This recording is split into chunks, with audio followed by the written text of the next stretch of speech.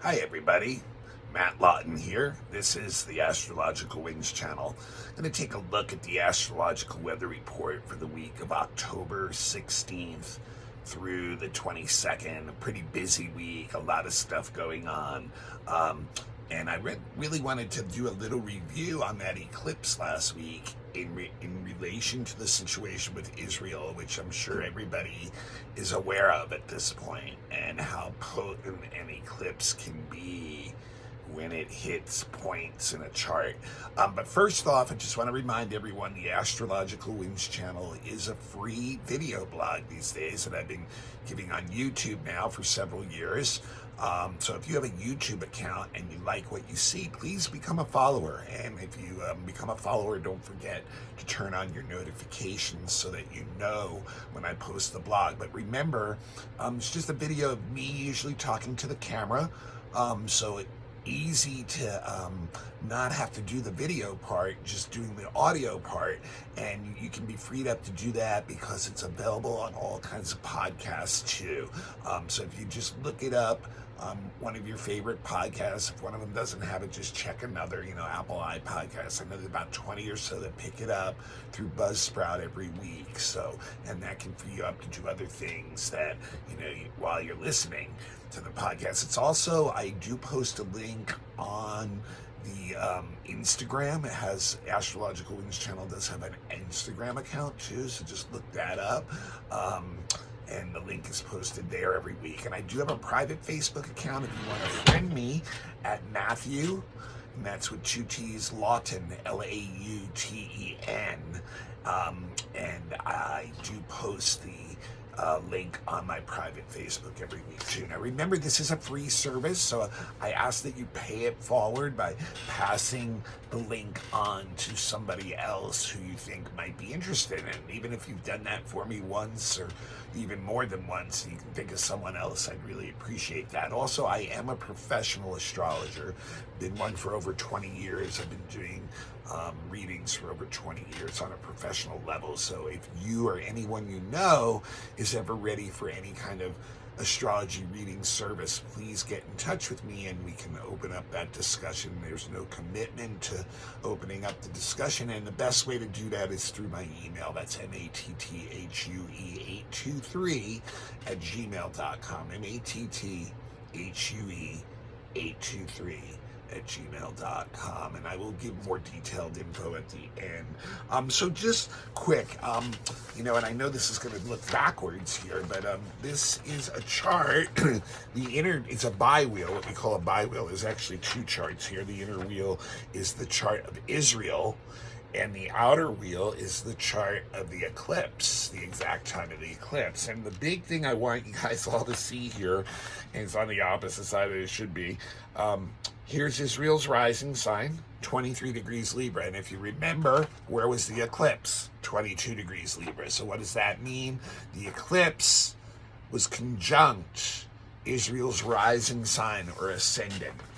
And the rising sign or the ascendant in a country's chart represents the people, the state of the nation right now, the people, that kind of thing. So here we have the eclipse point hitting the ascendant of Israel exactly. And as I said last week when I was talking about eclipses, they're very interesting. They create a sudden change to reality that you never can go back to the old reality of. If they hit your chart, or in this case, a nation's chart. Now, that only happens, from what I've seen, at maybe 25% of the people or nations in the world. And, many times this is exactly why it will hit those 1 out of 4, so to speak, because it hits some sensitive point in their natal chart.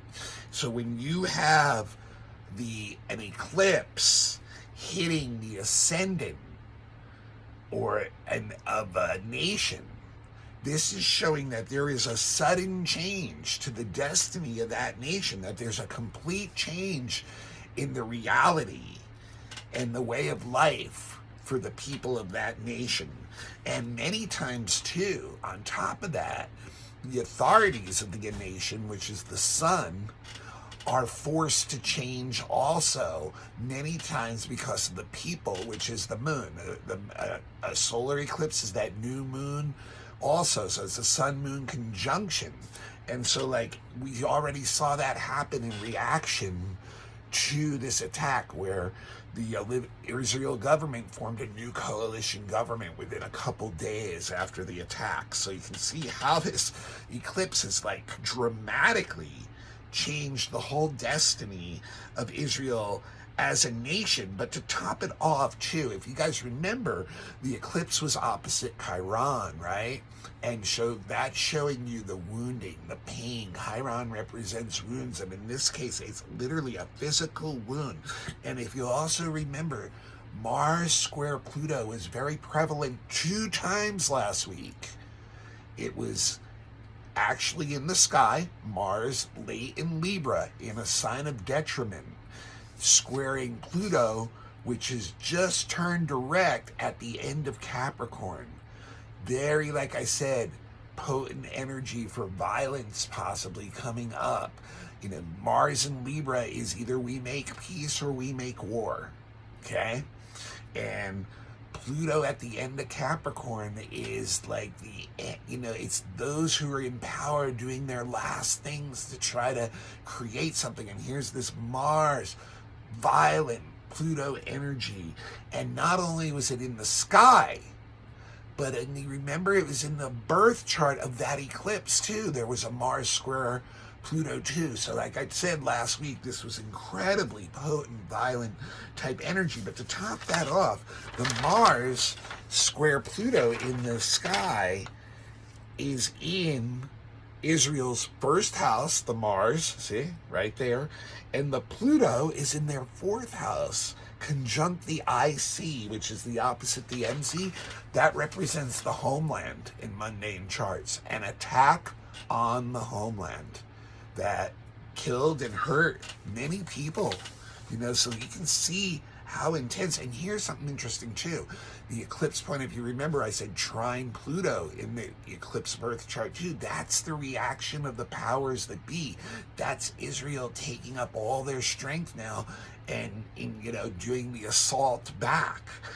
And so, like, the question of this eclipse is, are they going to bring some creative change to this whole situation?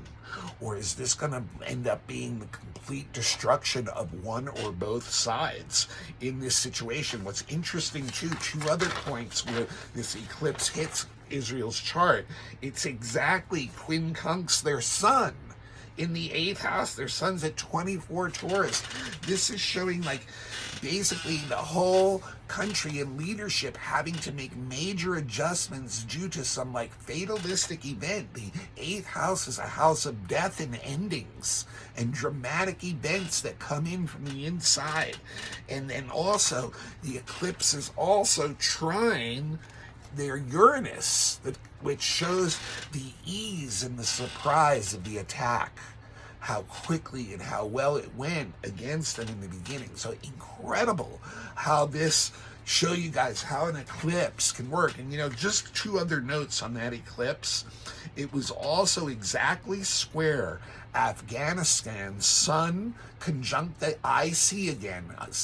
Afghanistan's sun is on the IC, on the 4th house cusp, and they had 2 major earthquakes leading up into the eclipse time. And remember, eclipses are potent for a month or 2 ahead, and months to years afterwards. That point is potent. So, this all came in coming up to the eclipse. And then in the United States chart, the eclipse forms a T-square with the Mercury in Cancer opposite the Pluto in Capricorn during our Pluto return. So the United States has to be really careful about being sucked into something that can bring some very intense decisions and very intense repercussions. and power and struggles and possibly war and destruction. And the last time, like I said last week, the last time this eclipse was hit us was in the 2004 when the U.S. went to war and was at war in Iraq and Afghanistan, and we know how messy all that got ultimately. So really interesting. I'm sorry I took up so much time on that for this week because there's a lot I want to go through this week too. So this week is all about the Sun and Mercury traveling together. The Sun and Mercury are like step in step going down the aisle this week. There's a lot of things, and if you remember yesterday, Sunday, the Sun quincunxed Uranus. Well, tomorrow Mercury is going to quincunx Uranus. So they're going to have the same aspects all week pretty much, one after another, or together actually, since they're going to conjunct. And so Mercury quincunx Uranus is a very quick moving mind. A lot of stimulation should be coming at us tomorrow on Tuesday from all kinds of different directions, but that can get us scattered. It can get the nervous energy up. It can have us have a hard time disciplining our mind. However, it gives a very creative, inventive mind. It has the ability to see like the cogs in the machine and run with that. So, and really get ourselves worked up in a frenzy when we see like some brilliant thing that we can really latch onto and push. So, but it does bring those that nervous energy way up, and so because of that, it's really recommended that you try to avoid overstimulating environments or even overstimulating people once you've had enough. And so the quincunx is popular. Right after that, on Wednesday, the Sun and Mercury now getting closer and closer together because they're going to have an exact conjunction on Thursday. Both quincunx Neptune on the same day, on Wednesday. And this makes us really, really sensitive to our environment. We can really pick up a lot of energy that is very, very hard to communicate or understand even within ourselves. But it can be very imaginative. It can be very inspirational. It's very right brain stuff, but it also can be really confusing. And we can actually kind of almost get ourselves demoralized. Sometimes it can bring up stuff like fears and insecurities and things like that are just where are hard to pin down where they're coming from. And so it can, like I said, the good thing about it can really stimulate our imaginations. And the other thing is it gives a lot of sympathy and empathy for others because we're kind of feeling a little bit weak ourselves. So it helps us understand that, nobody's perfect, and that we all could use a break, that we could all use a little compassion and understanding. But, it definitely, like I said, it gets us in a kind of subjective zone. So it's really best used for kind of being in our own meditative, contemplative space. It's not really easy to communicate what we're seeing. Then very next day on Thursday is when we have the conjunction of the Sun exactly to Mercury, and what we call the superior conjunction. Now, if you remember a few weeks ago when Mercury was retrograde, it did the inferior conjunction. So this is the superior conjunction where you can really start to bring a lot of the ideas you've been getting out, and maybe some of them were even hatched during that Mercury retrograde period, but they weren't really ready to come out of the shadow yet. They were not ready to see the light. Now, it's interesting. It's in Libra, right? And it's also, they're also conjunct the South Node, which ties back to that eclipse. And to me, this really means relationships are going to be big again this week, and especially relationships from the past or that rooted in the past. But Sun Mercury can give new beginnings, new initiative. And a lot of times that's in business. It's a good time to launch new businesses, new business projects, new ventures, things like that. But it gives a very, very subjective mind Sun Mercury. We're not really good listeners. We have a lot to say, and we really live our lives in this very personally experiential model. Like, we're really deep into what we're doing, but it's what we're doing. We. It's very like subjective. It's very, in a way, egotistical. The mind is like, and the ego have really merged together. And I frankly think the ego sits in the mind, so it's really easy for them to do that. So it doesn't make us the best listeners. We really feel like we have a message to convey, and we have a hard time at times, taking in what others are saying, because it's so important to us what we have to say. Now, it's also good for travel, short travel, things like that, getting around, that kind of thing. But anything that's new, anything that you can start up new and get it launched, and where you're really subjectively involved in the experience of that, is really the best use of this energy. And like I said, I think it may have a lot to do, not only because it's in Libra, but with relationships, with that South Node there. People that, have to do with your past, and things that, you've been doing together maybe already, things like that are going to be the important ones. Now, the next day, on Friday, both the Sun and Mercury now, hand in hand, both square Pluto. Okay, so this is probably going to be the most challenging aspect of the week. This is like, we really feel a lot of pressure, both on ourselves, from within ourselves, and from outside things, to really prove that what we're doing is good, is righteous, is the right thing for us to be doing. So life, other people, circumstances can really poke at us. Authorities may call on us to be like, hey, explain yourself. How do you get this? So this, we can dissolve easily into power struggles with this kind of energy, and with Mercury there too, using our words and thoughts to try to coerce others. It's very much like propaganda kind of stuff, but it really can set us up with, like I've said before, everybody's somewhere. You have some power in your life, and this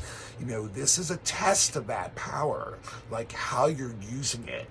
And if you're using it to push things, too much, or that are too much your agenda, that are, too self-centered, it can really, push back at you and destroy what your ambition and your game and your game is. So you really need to, take into account how you're acting and the effects it has on other people, and bring the benefits into them too. Really what this one wants us to do is creatively transform things, but it's also showing us there's a lot of situations that have broken down around us. They may even be mechanical, they can be relationship related, they can be how we're relating to authorities, but situations that have broken down.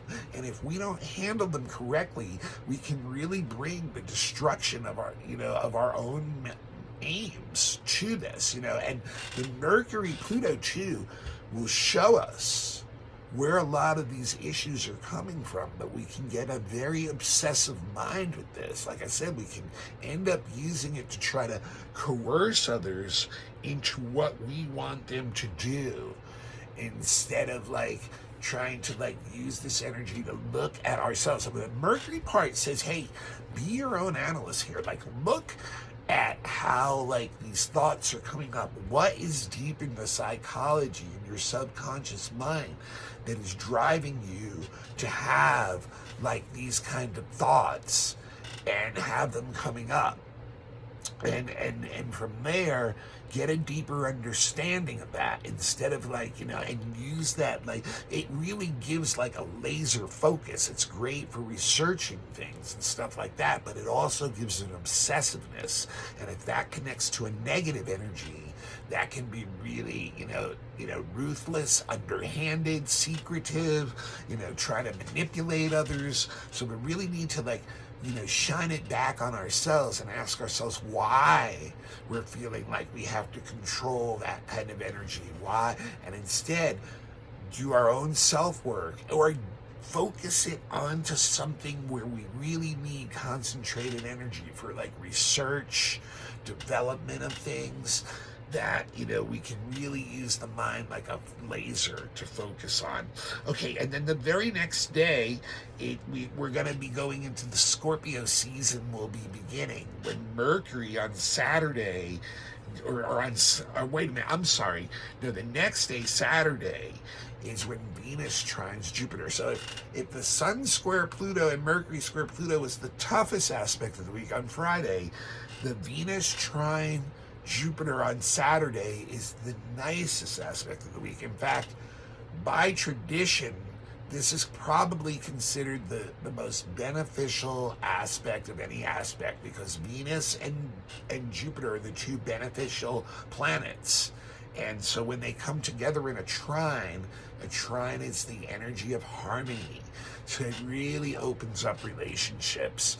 It's one of these really give and take energy of people bringing benefit and getting benefit from one another, giving and receiving love and affection, supporting one another. It's interesting too, Venus is actually sextile Ceres that day too. So it's this very supportive and caring energy, especially for our friends and our loved ones. This is a great time basically to have R&R with loved ones. If you can have a weekend where you can get away with loved ones or with groups that you associate with, or even having people come to your place or going to some kind of party or social event, this is just the greatest aspect for that. And it's also good for having a good vision for what to invest in for the future to bring benefits, good for all kinds of vacation type travel, things like that, so this is just a kind energy. Now, it's interesting too, Venus does sesquiquadrate Pluto, which shows that it could bring opportunities to maybe deepen certain relationships, but that's up to the other person to be able to take it to that level too. Otherwise, it's just have fun on the surface, and we'll keep the darker, more intense stuff away for now. Now on Sunday, Mercury starts the Scorpio season. The Sun will be following it next week right away. Mercury gets a little bit of ahead of the Sun by Sunday, so it's moving a little bit ahead, and therefore hits Scorpio first. So, like I said before, Mercury is a lot about our mind, our intellect, and when it goes into Scorpio, it gives very, very deep thoughts, and it gives very, very powerful words. The words may not be plenty, but when they come out, they're poignant, and they're on point, and they're powerful, and they can influence others. So this is really, once again, it's Mercury in Scorpio is the scientific mind. Okay, it's it can get to levels of investigation that are so intricate and deep, and really get a great understanding of things and how they work on that level. So it's great for all kinds of research and development, that kind of thing. But there's some troublesome things about it too. Scorpio is really driven by emotions. Remember, it's a water sign, so that shows our emotions can easily cloud what our intellect and our words and our communications are, and we can end up hurting people because we can sometimes take on a very cynical attitude. Now, the funny thing about that is we can also tap in and see the shadow side of life in a sarcastic, cynical way, and kind of take it as almost like a humorous thing too. Now, one of the other things about Mercury and Scorpio that can be a little negative, depending on how far you take it, like I said, we cut the amount of words down. that we're using. We're not using, like, especially after Mercury and Libra, which is blah, blah, blah, blah, blah, blah, right? Mercury and Scorpio is like, get to the point and, stay on point. And the thing is, when you're not talking too much, you can start to put off this air of like you're holding things back, you're holding secrets, and that can create suspicion between people. So that's another thing to be aware of, that you can create the impression of suspicion if you're not saying enough. But it's really about wanting, once again, just like that Sun Pluto and Mercury Pluto, the Mercury in Scorpio wants to push its ideas. So we have to be careful about how far we're trying to coerce or propagandize others into like seeing things our way. Now, interestingly enough, Mercury is trining Saturn, which is has retrograde right to the beginning now of Pisces. So it's going to trine Saturn right away, although Saturn is stationing at this point. It's really slowing down. It's going to go direct at the beginning of November, so it's getting close. So it's actually not going to go back into Aquarius. It's going to stay right in that first degree of Pisces the next few weeks. And so it gets this immediate trine on Sunday, Mercury trining Saturn, and that means that it just doubles up what that Mercury in Scorpio mind is. The Mercury trine Saturn is the ability to see all the working parts, to concentrate. A very great aspect for focused mental or intellectual efforts or work. Really being in the flow, won't waste words or time, very practical, wanting to see the results of what you're doing. So it's a really good day on Sunday, actually, even though we had that beautiful Venus trine Jupiter Saturday. It's a really good day to work with the mind on Sunday and really get deep into things, and you can get a lot accomplished. So like I said, a lot of things going on this week, kind of like, something going on every day, most of it involving the Sun and Mercury, so it's a week where we're really, really subjective week, where we're really, our words and our thoughts are very subjective, but there's a lot of like that relationship stuff still going on because of the Libra Scorpio energy and that South Node being there too. And then how are we using our power in relationships is going to be the big test this week. But we do have that really sweet Venus trine Jupiter next weekend too for some nice R&R and entertainment. All right, I'm Matt Lawton. This is the Astrological Winds channel. This is a free service I've been giving for years, actually. It's been on YouTube for several years now. It was on podcasts before that, and it's still on podcasts. So if you don't want to do the YouTube thing, you can look it up on your favorite podcast. It's most likely there because it's been distributed by Buzzsprout every week to over 20 of them, and you just look up Astrological Winds channel, you'll find it on one of them. Also available as a link on Instagram, Astrological Winds channel. Become a follower if you have an Instagram account. I do post extra stuff many times during the week on Instagram. It's just comments, not video or audio, so that's always can be a little extra stuff to check out there too. And also I post the link on my private Facebook account.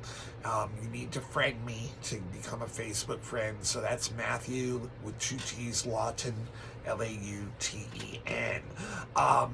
So please pass it on. I really appreciate you guys doing that. It's helped the blog grow in a very organic, real way, authentic way, okay? Also, the best way you guys can support me is to, if you're ever needing an astrology reading, or if you know anyone that needs one, I've been doing readings for over 20 years. I was trained professionally for 7 years, passed all kinds of tests in order to be able to do that. So I would love to do that for you or someone you know. I do natal birth chart readings, which I highly recommend you get done before anything else by a professional. Reading a book on it or getting a computer printout or having a friend who knows a little about astrology is only the tip of the iceberg of what a professional astrologer can tell you about how all the energy works together in your chart, and energy you bring with you all your life, no matter where you go, no matter when it is in your life.